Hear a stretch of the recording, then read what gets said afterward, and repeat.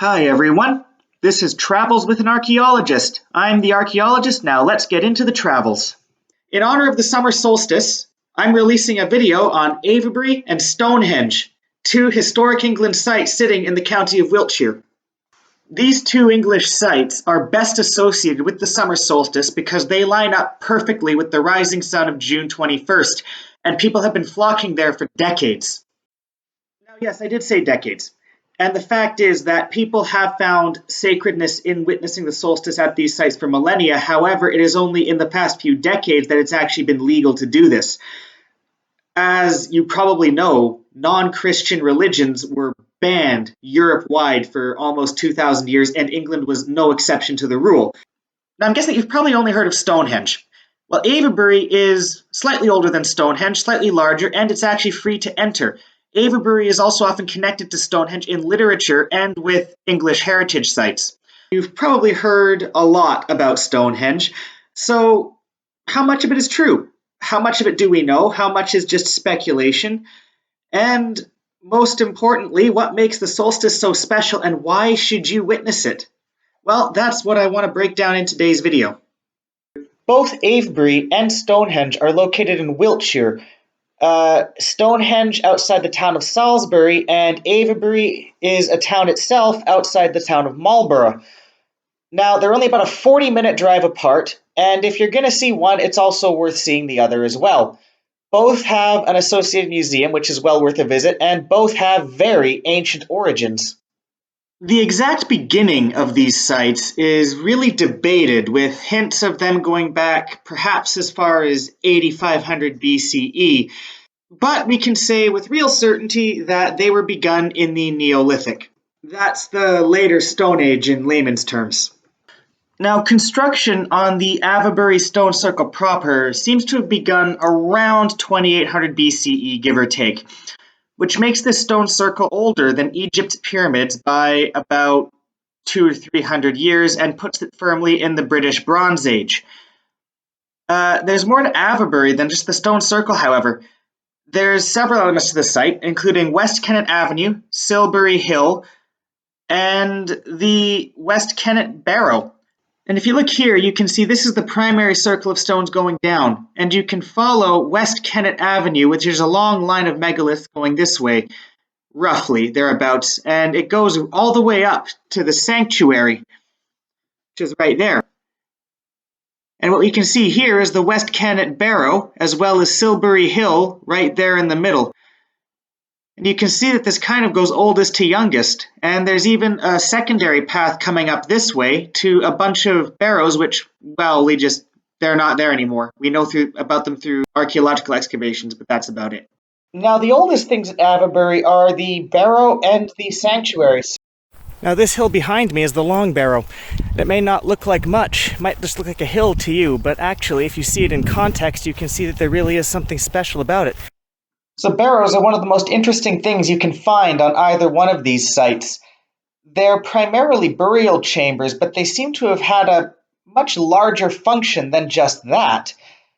Barrows seem to have served a multitude of functions, and perhaps even serving as a link between the living and the dead. So by enter them, you're not actually disturbing a grave, which is good because you can enter the West Kennet Long Barrow.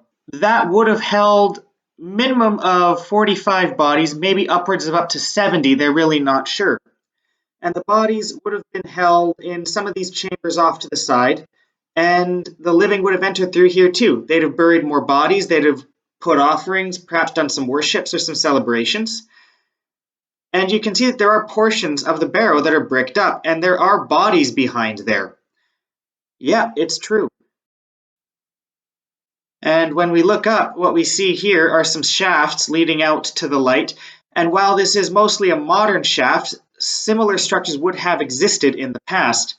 And coming out here again, it's pretty much a clean breakout. And these stones wouldn't have been here, by the way. These stones were later additions. So the barrow continued to be in use as a place of ancestor worship, even among the ancient people. So this is the main structure of Avaberry. You'll see not only are there large standing stones, you'll also see that they're surrounded by a rather large hill in a circle, and this is because the hill is man-made. It was a giant ditch dug around the entire site with only a small handful of entrances. And most of the circle has been erased by the bones of the town that was built in the medieval era, by the way. But the fact that you can still see this ditch, the deep dip that it takes into the ground and the high elevation it makes on the outside is a testament to just how much effort went into this 5,000 years ago, because this has experienced some weathering since then. And there's more to it than just the ring as well. There's West Kennet Avenue. West Kennet Avenue seems to denote at least a few grave markers for various members of the community. At least the cylindrical ones do. Meanwhile, the flat white stones seem kind of structural, for lack of a better term. And as you can see from above, the avenue kind of ends at this farmer's field, but it didn't used to. It used to go all the way up to the sanctuary, which is this patch just up here. Anyway, this is the sanctuary. It's also one of the oldest things in Avebury. So, where these concrete markers stand are not actually original. They're reconstructions put there in the 1930s after archaeological excavations. Archaeologists found nothing more than post holes, which implies that perhaps this was made of wood or some kind of temporary stone or timber. Either way, it was hardly as impressive as Avebury, despite the fact it's far, far older, by almost 1,500 years older. Despite being significantly older, it was nevertheless still in use during the height of Avaberry's use, and the timber was even replaced with stone. So this implies that Avebury was not really a replacement to the sanctuary, but rather functioned alongside of it. Now, one of the more interesting aspects of this sanctuary is that it seems to have been constructed in such a way as to control the way people moved in around it and the way people moved through it. So they already knew what they wanted this thing to be when they built it, and it's possible that they made the same thing on a much larger scale down the hill. As to what that thing was, we just don't know, and as to whether or not it should have served a different function, again, we just don't know. But it seems that, like Avebury, this never did have a roof. It's always been freestanding. Finally, there's the latest aspect at Avaberry, which is Silbury Hill, which is thought to have been completed about 200 to 300 years after Avebury's construction began, making it roughly contemporary with the pyramids of Egypt, maybe just a little younger. Now this is Silbury Hill. You might be wondering what Silbury Hill was for, and, well, you might be tired of hearing this, but we don't know. Was there something built on top of that? No, not as far as excavations can tell. Is there a burial? No, again, not as far as excavations can tell. As far as we know, that is entirely made of dirt, pure and simple. So why did the ancient people build this? Well, again, you're probably very tired of hearing it, but we just don't know. Interesting, past me, but that still is quite a high hill. Is it possible that it was used as a vantage point? It's an interesting notion, isn't it? But no. In fact, the highest point in Avebury is the sanctuary. To make things even more confusing, Silbury Hill is the largest man-made hill in Stone Age Europe. So as you can see, there's quite a lot of mystery surrounding Avebury, and there's a lot of mystery surrounding Stonehenge too, ones that you're probably far more familiar with. Avebury's last phase of construction was about 2200 BC, which is about 300 years after the beginning of the construction of Stonehenge. So for 3 centuries, both of these sites were working in tandem. And that means that we should probably now start looking at Stonehenge's history. Now, Stonehenge's construction began in about 2500 BCE, and it's either a very small or a very large site, depending on your point of view. As you can see here, the central circle is quite a bit smaller than Avaberry, and like Avaberry, it's got a ring surrounding it. Now, the ring isn't as large or as deep as Avaberry's, but that's because there's far more to the site than there is at Avaberry. Unlike Avaberry, Stonehenge extends far beyond this big stone monument. And you can see here, this is just how small Stonehenge is in comparison to the surrounding monuments. And like Avaberry, it's got a bit of a road which appears to go this way between a couple of round barrows. And it's also got more barrows surrounding it in another large ring. You get this large rectangular thing called the cursus, and this goes in a rather wide ring around the whole complex. And what's interesting at Stonehenge is that you get round barrows rather than long barrows, which look somewhat like this from above and somewhat like this from the side. Now, round barrows are typically much smaller than long barrows and hold fewer bodies, typically one or one small family or clan. And they're far more common on Stonehenge for that reason. And even here along the Cursus, there's still more confusion because about 1,000 years before these burials even took place, there were still other signs of previous use. Also, at Stonehenge, you can't really enter any of them. And to make things even more confusing, Stonehenge in particular seems to have been built from the outside in, which is to say that these outer rings are older than the inner structure of Stonehenge itself. And the same goes for the ditches at Avaberry, along with all the other henge sites in the country. So what's going on here? Well, we just don't know. That doesn't mean we don't have educated guesses or that evidence hasn't been debated over. It just means that there's nothing that we can really say for sure. It may have been an evolution of construction. It looks to be that these stone structures may have replaced even older wooden ones. Perhaps they developed new technologies and new tastes. After all, the big stone circles were built in the Bronze Age, while all these ditches were constructed in the Stone Age. And, there might have also been a big growth in population that could support the labor of such structures. Agriculture was really taking off at this period.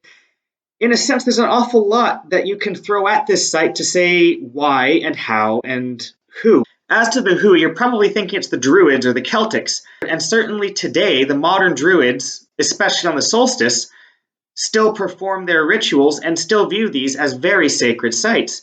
To them, it symbolizes a connection with the world and the natural cycle, and it is worth viewing their religious dances, which they are more than happy to put on display on the solstice for all of the viewers. But these sites aren't actually of Celtic origin or Druid origin, despite this myth. Now, the people actually responsible for building Avebury and Stonehenge were actually the pre-Celtic cultures living on the island. We don't really need to go into who these populations were because they're known only from their archaeological record, with names such as Windmill Hill and Beaker. But they lived in Stone Age and Bronze Age England, and it was these cultures who were responsible for the bulk of henge building. But they were eventually replaced by the Celts. And the Celtic people migrated into England sometime in the second millennium BCE. The exact timing is a matter of debate, varies from about 1200 to 800 BC, several hundred years after the last phase of construction at Stonehenge. Now, Stonehenge's last phase of construction is somewhat debated, but it usually falls around 1650 BC, which is about 600 years after Avebury's last phase of construction. And don't mistake last phase of construction for falling out of use. That's a very common mistake for some people to make. But just because they stopped constructing new things doesn't mean they stopped using it. But here's the thing. Celts just don't build stone circles. Their arrival in Britain is dominated with the construction of hill forts. The archaeological evidence suggests that the last phase of construction at Stonehenge was roughly 300 years before the arrival of the Celts. Now, Druids arose as members of the priestly class through the Celtic people and through the Celtic religion, and pockets of them still survive. This means that although the ancient Druids may have found something sacred in the henges, they didn't actually build many of their own. Now, hold on, I can hear you saying, hold on, archaeologist, how do you know the Druids weren't just adopting another religion already existing in the region, making the Celts convert, or that the Celts didn't just adopt the Druids into their own religious system? Have you considered the parallels between how Roman polytheists adopted Egyptian rituals and how Celts may have also adopted Beaker rituals? And while Celtic culture and policies may have been adopted, wasn't it possible that the old population interbred and even survived outright, mixing in their own cultural norms? Well, you might say, wow, that is a very good, well-educated and thought-out question that I was not expecting from you at all. And you probably already know the answer is that no, there's actually no way whether or not to know this. Nobody truly does know, given the Celts really didn't leave behind any written records until after the Romans introduced a writing system. And that was roughly 2,000 years after the building of Stonehenge. And how did they build it? Well, there are a few theories on that. With Stonehenge especially, there have been countless studies, experiments, and theories put forward, some reasonable, others not so much. Now, if you didn't already know this, the stones from Stonehenge were sourced in northern Wales, which is over 300 kilometers away. The prevailing theory about its building is that people put these things on sledges, then tugged them along rather like a wagon on slats. And there are indeed roads and rutted tracks from the Neolithic period, suggesting there was a wider network of transportation. They may have also transported them via boats along the Severn and into the Avon. It should also be noted that not all the stones at Stonehenge came from Wales. In fact, the bigger, heavier stones actually came from Marlborough, which is not too far away. Now, it's actually really cool because we can see that they used stone and flint tools to work the stones into a fittable shape.